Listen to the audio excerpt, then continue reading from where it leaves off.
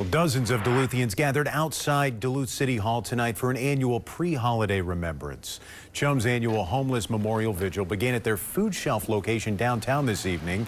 The group then marched to Priley Circle for memorial service. The nonprofit that provides shelter and food to those living on the streets hosts the event for community members to show up and mourn those we lost in 2025 who were homeless, formerly homeless, or advocates for the unhoused.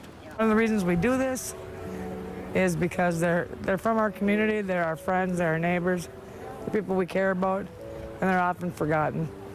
A portion of tonight's ceremony also focused on potential solutions to homelessness, including a call for more affordable housing. Why, with the number of people becoming homeless increasing year after year for more than a decade, why building these units are not a priority so that people can readily get out of shelter and live productive lives? Also at tonight's vigil, CHUM collected coats, gloves, and other winter gear for those who are still living on the streets.